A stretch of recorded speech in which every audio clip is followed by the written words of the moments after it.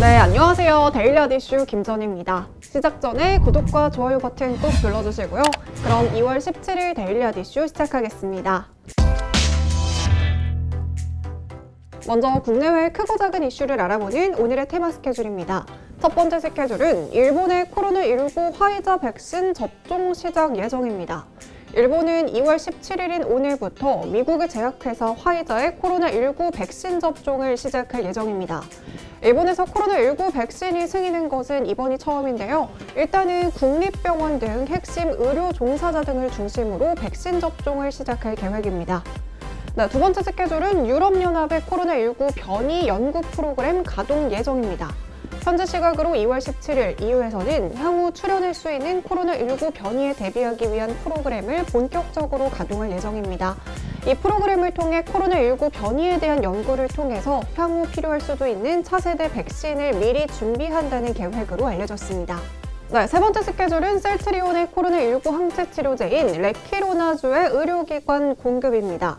이 레키로나주의 투여 대상은 식품의약품안전처에서 정한 대로 확진자 중 증상 발생 7일 이내의 환자, 그리고 산소 치료가 필요하지 않은 환자 중 60살 이상이거나 기저질환 환자 또는 폐렴 동반 환자고요. 한시적으로 방역당국이 이 레키로나주를 직접적으로 구매해서 의료기관에 공급하고 환자에게 무료로 제공될 예정입니다. 네, 마지막으로 실적 발표인데요. 오늘은 신세계와 경동도시가스, 한국콜마의 4분기 실적이 발표됩니다. 네, 지금까지 오늘의 테마 스케줄이었습니다. 네, 오늘 국내 증시는 코스피가 0.3포인트가량 하락하면서 출발했습니다. 양지수에서는 모두 개인의 매수세만 유입이 됐는데요. 시총상의 대부분의 종목들도 파란불을 켰습니다. 네, 오늘도 역시 쿠팡 관련주와 골판지 제조, 결제 관련주가 증시에서 강세를 보였습니다. 네, 이어서 오늘의 주식시장을 들썩이게 한 오늘의 특징주 살펴보겠습니다. 첫 번째 특징주는 빅히트입니다. 최근 빅히트 엔터테인먼트 주가가 50% 이상 올랐습니다. 상장 전부터 IPO 최대어라고 이름을 올리면서 많은 관심을 받았지만요. 상장 첫날 최고가를 찍고 하락으로 마감하면서 이후에는 계속된 하락세를 보여왔습니다. 하지만 올해 1월 13일을 기점으로 빅히트 주가는 계속 상향 곡선을 그리면서 어제는 25만 6,500원까지 오르고 상장일 시초가에 근접했습니다. 그동안 빅히트 주가는 고평가 논란이 있었는데요. 코로나19로 엔터 업종의 직격탄에도 빅히트는 영업이익 상승세를 이어갔지만 이 방탄소년단의 매출 비중이 90%대에 달하는 점을 지적하면서 빅히트 주가가 지나치게 고평가됐다라는 말이 많았습니다. 하지만 빅히트는 다른 기업과의 상호 투자와 협업을 통해서 이 플랫폼 사업에 물꼬를 텄고요. 특히 지난달 발표했던 네이버와 YG 엔터테인먼트와의 지분 투자가 시작점이라고 할 수 있습니다. 빅히트의 글로벌 팬 플랫폼인 위버스를 통해서 이 빅히트의 기업 가치는 11조 원이 넘을 것으로 시장은 예상을 하고 있고요. 증권가에서 예상하는 올해 빅히트 매출액은 1조 1,083억 원으로 아직도 상승 여력은 충분하다고 판단하고 있습니다. 네, 두 번째 특징주는 HLB입니다. 어제 HLB 삼형제는 HLB의 항암 신약 후보 물질 리보세라닙의 임상 결과 허위 공시 논란에 장중에 하한가를 기록한 바 있습니다. 하지만 오늘은 다시 반등하는 모습인데요.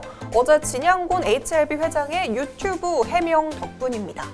진 회장은 어제 현재 임상과 관련해서 금융당국의 조사를 받았고 증선이 조치를 앞두고 있는 것은 맞지만 이 사실관계가 확정되지 않은 상황에서 기사화가 되었고 임상에 대해서는 임상 결과나 논문 등을 통해 충분히 입증할 수 있는 만큼 사실관계 소명에 책임을 다하겠다고 소명했습니다.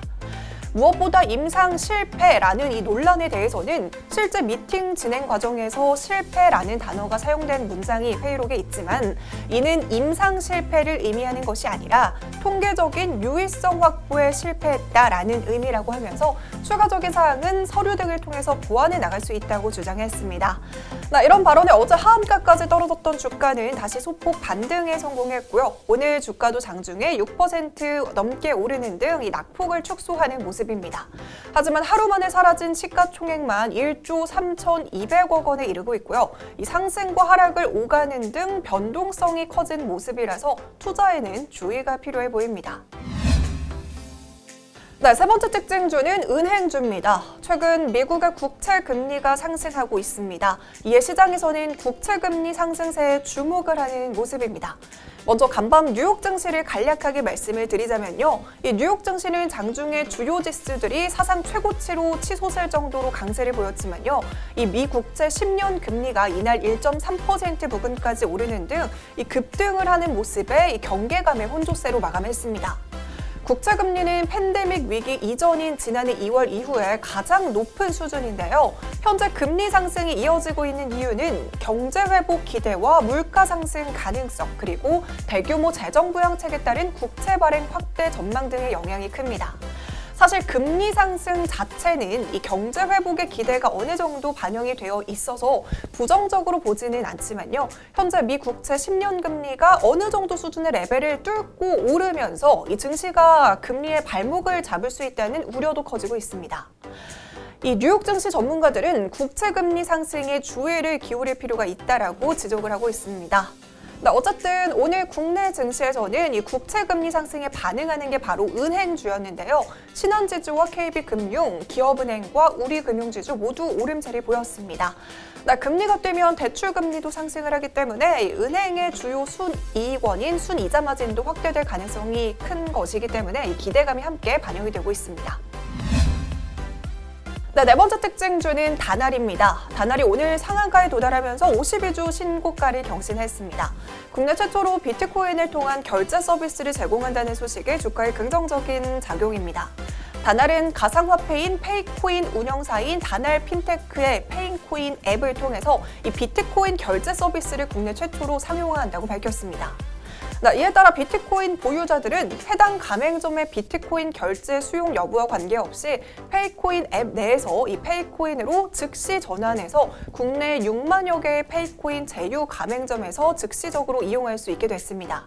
최근 페이팔이나 테슬라, 마스터카드, 비자, 트위터 등 이 글로벌 기업들이 연이어서 비트코인 결제 도입을 예고를 하고 있는데요. 이에 따라 비트코인 가격이 함께 치솟고 있습니다. 이에 따라 이번 다날 핀테크가 비트코인 연동을 통해 국내 가상자산 금융 서비스 선두의 위치를 더욱 공고히 할 수 있을 것으로 기대하고 있습니다. 다날 핀테크는 비트코인의 페이코인 전환 결제 지원을 시작으로 이더리움이나 아이콘을 비롯한 다양한 가상화폐 결제와 투자 상품 가입 등으로 서비스 영역을 넓힌다는 계획입니다. 그럼 본격적으로 오늘의 핫 이슈 알아보겠습니다. 오늘의 핫 이슈는 삼성전자, TSMC 따돌리고 퀄컴 수주 성공한 비법은입니다. 불과 3년 전까지만 하더라도 삼성전자와 퀄컴은 경쟁 관계였습니다. 지난 2016년 공정거래위원회는 퀄컴이 이동통신 표준 필수 특허를 남용했다며 조사를 펼쳤는데요. 삼성전자가 공정위의 편에 서기도 했습니다. 그만큼 삼성전자는 특허와 관련해서 퀄컴에 적대적인 입장을 취해왔습니다. 그러다가 두 회사는 지난 2018년 1월 글로벌 특허 크로스 라이선스 계약 확대에 합의하면서 이 갈등을 일단락지었습니다. 이어서 반도체 공장이 없는 퀄컴은 반도체 생산을 삼성전자 파운드리에 맡기기 시작했고요. 지난 2019년에는 삼성전자 파운드리가 7나노 공정으로 스냅드래곤 765를 생산하기도 했습니다. 그리고 최근에는 퀄컴이 스냅드래곤 888에 이어서 모바일 어플리케이션 프로세서는 물론이고요. 최신 5G 모뎀 칩까지도 삼성전자 파운드리에 맡기면서 이 두 회사 간의 관계가 밀접해지고 있습니다. 퀄컴은 제품 개발에 집중하고 이 제품에 들어가는 반도체 생산을 파운드리에 위탁하는 팹리스 기업이고요. 삼성전자는 반도체 생산을 전문으로 하는 파운드리 기업입니다. 때문에 퀄컴 입장에서는 파운드리 기업을 찾아서 반도체 생산을 맡겨야 하는 상황이죠. 여기서 파운드리의 강자는 삼성전자와 대만의 TSMC인데요. 이번에 퀄컴이 이 두 회사 중에서 삼성전자를 선택했다는 것은 삼성전자 경쟁력을 퀄컴이 인정한 것이라는 의미로 분석할 수 있습니다. 사실 삼성전자는 파운드리 업계에 늦게 뛰어들었지만요. 경쟁사와 차별화하기 위해서 TSMC가 5나노미터를 선점하는 동안 삼성전자는 4나노미터를 메인 공정으로 활용하기로 하면서 틈새를 잘 공략한 것으로 보입니다.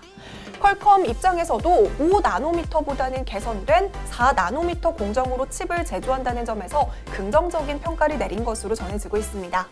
네, 이번 삼성전자의 퀄컴 수주량은 매출 규모로 봤을 때 약 1조 원으로 추정이 되고 있는데요. 최근 반도체 품귀 현상과 더불어서 이 삼성전자의 매출에 있어서 긍정적인 신호로 작용하고 있습니다. 네, 오늘 제가 준비한 소식은 여기까지입니다. 이 영상들 아직 안 보셨다면 함께 시청해주시고요. 오늘도 시청해주신 모든 분들